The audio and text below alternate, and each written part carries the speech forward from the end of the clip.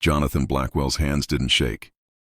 The straight razor glided along Samuel Harper's jaw, smooth and precise, the way it had hundreds of times before. 30 years of cutting hair in Boston had trained Jonathan's hands to ignore everything except skin, steel, and breath. But today, there was something else in the room, something heavy, something wrong.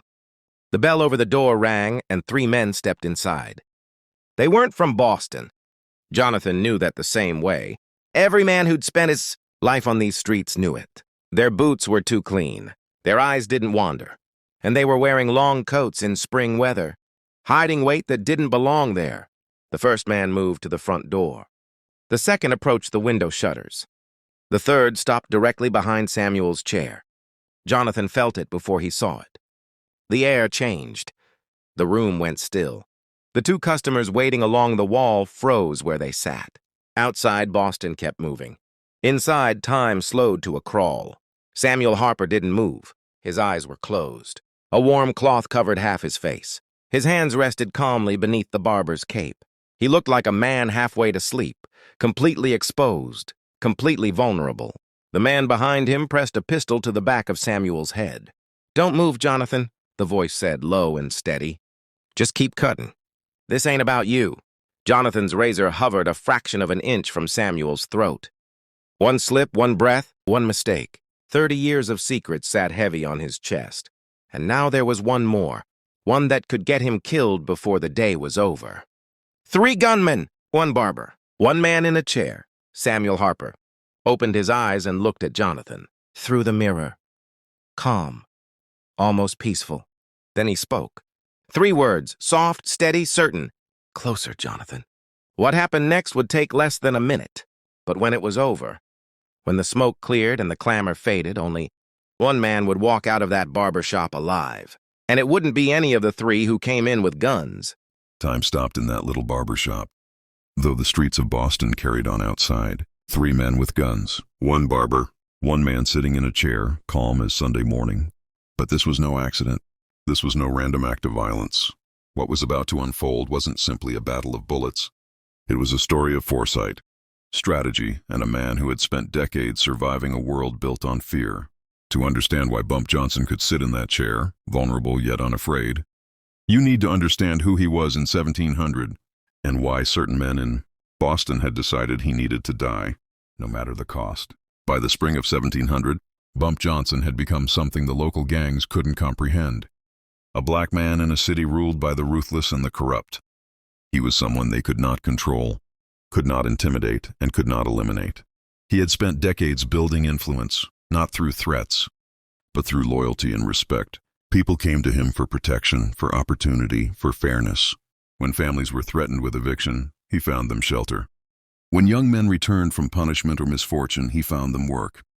Not just menial labor, but real jobs. Positions in the shops, taverns, and trading houses he helped keep afloat. Meanwhile, the gangs of Boston ruled through fear. Bump Johnson ruled through something far more powerful: respect.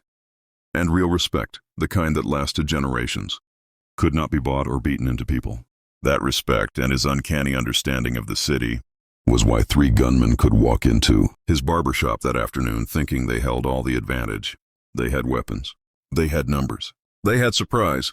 What they didn't know, what they couldn't possibly know, was that Bump Johnson had seen them coming days ago. He had received warnings, quiet signals, observations whispered through the streets, and yet he let them come. Not because he feared nothing, but because he understood something most men never learned. The most dangerous weapon is not a gun. It is information. While the 3 men were drawing maps, planning, and calculating the exact moment they would strike, Bump Johnson was already several steps ahead. He had studied the streets, the people, the routine. He had positioned his allies, secured his escape, and prepared for a moment that would make his enemies realize something they could never understand. In this city, he was never trapped. He was always creating the trap. And in the barber shop that day, every second of waiting, every deliberate movement, every pause in the air was a part of that plan. Because by the time the first shot rang out, Bump Johnson would prove a lesson Boston would never forget. True power is not measured by the weapons you carry, but by the moves your enemies can never see coming. Bump Johnson wasn't just a man sitting in a barber's chair. He was the kind of man who made a city take notice without raising his voice, without drawing a sword. By 1700, Boston's streets were a battlefield of power, wealth, and survival. But Bump Johnson had carved out his own territory, not through violence alone, but through respect, influence, and a network that ran deeper than most people could see. He controlled commerce, small trade, and protection for those who had nowhere else to turn. Every morning, merchants, laborers, and dock workers whispered his name with the same reverence they whispered a prayer. He wasn't a ruler through fear. He was a ruler through loyalty. When gangs tried to strong-arm the merchants along the waterfront, Bump made quiet phone, messages, letters, and trusted emissaries, and the harassment stopped. When families faced eviction or debt they couldn't pay, Bump intervened, quietly paying their dues, arranging shelter, ensuring no one lost their home. When young men returned from punishment or prison, struggling to survive, he gave them work. Not as muscle for hire, but real positions in shops, taverns, and warehouses he had influence over. This wasn't charity. It was strategy. It was power. Bump Johnson understood the streets better than anyone because he had spent decades walking them. He knew who owed him favors. He knew who watched whom. He understood that in 1700 Boston, respect was currency, and once earned, it could buy safety, loyalty, and information in ways a musket never could. Contrast him with the gangs of Boston. They ruled with intimidation, with threats, with violence. They made men obey out of fear, but fear is fragile. It lasts only as long as the enforcer is nearby. Respect is permanent. It lives on long after a man has left the streets. By 1700, Bump Johnson was untouchable, not because he was invincible, but because he was everywhere. He had eyes on the docks, on the markets, in the taverns, in every alley, in every street. And those eyes weren't there to spy. They were there to understand, to anticipate, to control the flow of information that could save him or end him. And that is why, when 3 gunmen from outside Boston walked into his barber shop that afternoon, thinking they held the advantage, they didn't see the truth. Because Bump Johnson wasn't just a man in a chair. He was the city itself. And the city had already decided who would survive that day and who would not. By the year 1720, Bump Johnson was no longer just a barber who ruled his chair. He had become a man Boston could not ignore. Gangs, traitors, and corrupt officials whispered his name with caution. He controlled commerce along the docks, protected the vulnerable, and moved in ways that made him untouchable. The local gangs were growing restless. They wanted control of the waterfront, the markets, the small trade routes that funneled wealth through the city. But Bump Johnson had something they could not understand: loyalty that ran deeper than fear. His men, his contacts, even the city's ordinary folk. Everyone owed him. Everyone trusted him. Violence had been tried before. Men had been sent to intimidate him. Shops were threatened. Taverns were burned. But Bump survived, not by fighting every threat, but by understanding them. Every failed attempt only strengthened his reputation. Every plot against him ended in disaster for the aggressors. By 1735, it had become clear to the gangs that Bump Johnson was not just a man. They were dealing with a force of nature, a black man in Boston, untouchable, unpredictable, and strategic. The city's underworld, fueled by greed and jealousy, decided if he could not be controlled, he must be removed. And so plans began to form. Outsiders would be brought in, men unfamiliar with Boston, men whose faces Bump Johnson had never seen, men who could be used and discarded. And the target was always the same: Bump Johnson. But Bump Johnson had spent decades learning the one rule that kept him alive in a city, built on betrayal. Trust nobody completely, but know everybody. By the time the first of these outsiders arrived in Boston, Bump had already received warning. From the docks, from the taverns, from the market stalls. And he knew that when they finally walked into his barber shop, thinking they held the advantage, they were walking into a trap they could never see coming. Because by 1740, one thing was certain: Bump Johnson didn't just survive threats, he turned them into legend. By 1745, the gangs of Boston had realized that Bump Johnson could not be beaten by local muscle. Every thug, every enforcer, every gunman sent against him had failed. Men disappeared. Men returned broken.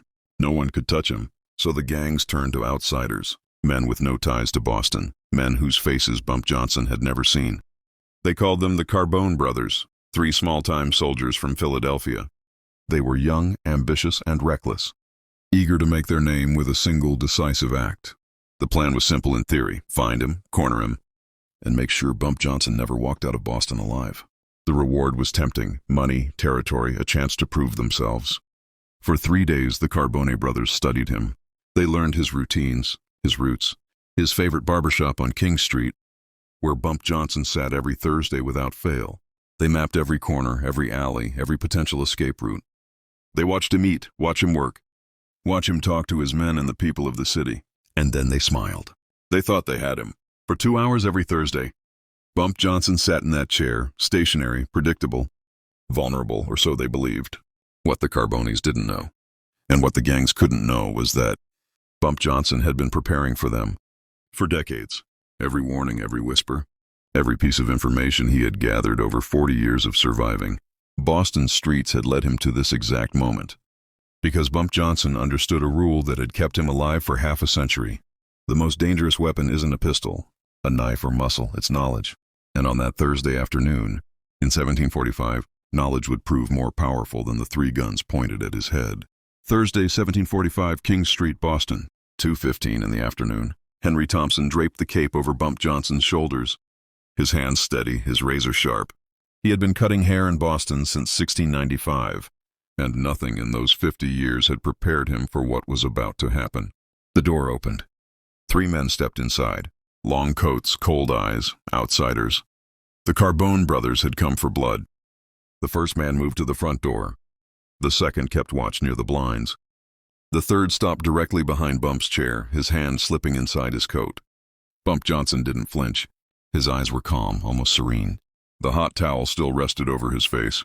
The room fell silent. Even the 2 waiting customers froze. Outside, Boston carried on, oblivious. Inside, time stopped. "Don't move, Henry," whispered the man behind him. Pistol pressed to Bump's head. "Just keep cutting. This ain't about you." Henry's razor hovered over Bump's jaw. One slip, one wrong breath. One mistake, and 40 years of secrets could end in an instant. Bump opened his eyes, meeting Henry's in the mirror. Calm, certain. Then he spoke. 3 words. "Closer, Henry." In that instant, everything changed. Bump's hand slid beneath the chair. The small pistol he had secured in place with tape was now in his grip. Faster than the Carbones could comprehend, the first shot rang out. One brother fell clutching his chest. Another tried to raise his weapon, but Bump was already spinning in the chair. Firing again. The room erupted. Chaos and smoke. The front window shattered as Bump's men, positioned across the street, fired their shotguns. The third brother dropped to the floor, hands raised in surrender. 47 seconds. That was all it took. When the smoke cleared, only one man walked out alive, Henry Thompson, still holding the straight razor. The 3 outsiders were dead, wounded, or fleeing in terror. The barber shop, which had seemed so ordinary just moments before, had become the stage for a legend. Bump Johnson had not walked into a trap. He had built the trap. Every move, every word, every detail had been anticipated. The city had watched, waited, and now knew. In Boston, Bump Johnson was untouchable. By the end of that Thursday afternoon, the streets of Boston had learned a lesson they would never forget. 3 gunmen had walked into Bump Johnson's barbershop, thinking they held all the advantage. Guns, numbers, and surprise, everything they believed made them unstoppable. And yet only one man walked out alive. Henry Thompson, the barber who had served Bump Johnson for decades, swept up the shattered glass and set his tools in order as if nothing had happened. Outside, the city moved on, but the underworld whispered. Every tavern, every alley, every trading house from Providence to Salem carried the story. Bump Johnson had turned an ambush into a statement. Boston belonged to him. The Carbone brothers returned to Philadelphia broken men. One died on the barbershop floor. Another bled out in an alley before anyone could help. The last returned home, silent, haunted, never to speak of Boston again. The gangs of Boston learned a truth they could not challenge. You could send men. You could send threats. You could try to bribe, intimidate, or manipulate. But Bump Johnson was always 3 moves ahead. He ruled not through fear, but through knowledge, strategy, and respect. By 1750, Bump Johnson's legend had spread beyond Boston. He had shown the city, and anyone foolish enough to challenge him, that true power was not about guns, or numbers, or brute force. True power was what your enemies believed you could do, even before you did it. And above Henry Thompson's mirror, in small letters that most would never notice, remained 5 words that told the world everything you needed to know. Boston bleeds for no one. Bump Johnson didn't just survive threats, he turned them into history. And the story of that barbershop was proof. A man with foresight, strategy, and respect could bend a city to his will, even in a world built on violence. Every Thursday, Bump sat in that chair. Every day, Henry kept cutting. And every whisper on the streets of Boston reminded everyone that some men were untouchable. Because Bump Johnson didn't just walk through Boston, he owned it.